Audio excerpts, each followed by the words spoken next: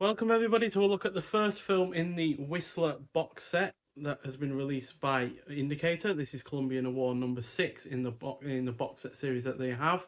And yeah, the first film in the series of the films is The Whistler from 1944, directed by William Castle, who did three of the other films in this series, but I've only seen one of the other three. And yeah, he also did 15 other films that I've seen with the likes of The Tingler, Homicidal, House on Haunted Hill, and 13 Ghosts being other favourites from him.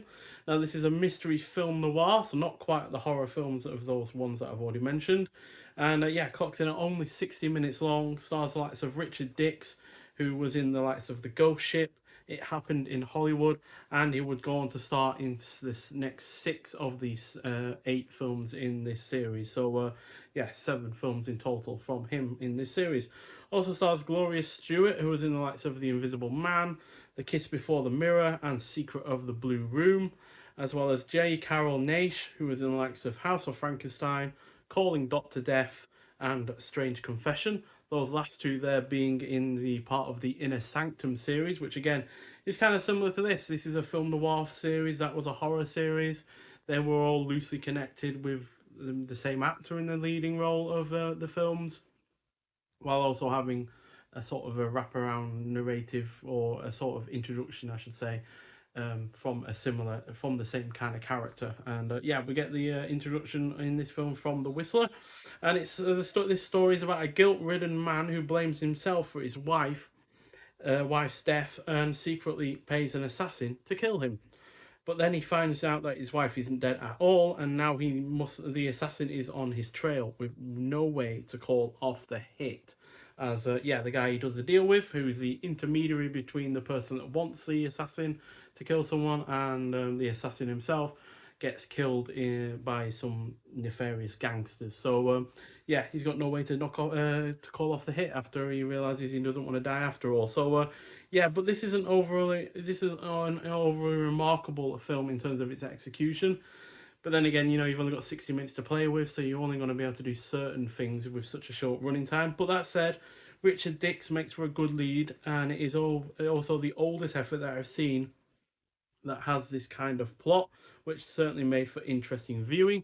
I have seen far newer films than this. There was a comedy, I forget the name of it now, but it had uh, well-known actor. I think he recently died.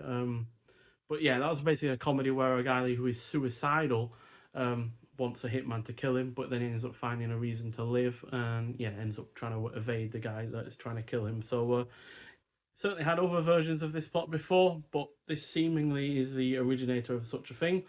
The film is also well paced, it's generally engrossing, has some solid tension, it is well shot, and the supporting cast is decent. So yeah, this is a perfectly solid film. It's entirely inoffensive given it's only 60 minutes, and that means that despite any of its flaws or the fact it's not a remarkably well executed film, or should I say, executed in a remarkable way, because it's very few elements to it that get outside of the confines of the typical film noir film. It's still overall a really rather enjoyable film. 3 out of 5. I know that doesn't sound like a high score, but given the running time, the in limited amount of time that they have to do the kind of things you'd expect, if you talk about a film being in a 3 act structure, you only got 20 minutes per act.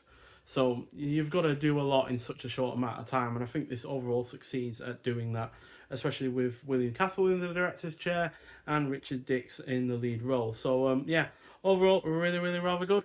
And this shares the disc with the next film, which we'll review in another video, The Mark of the Whistler. But yeah, this looks pretty good in its new high definition presentation.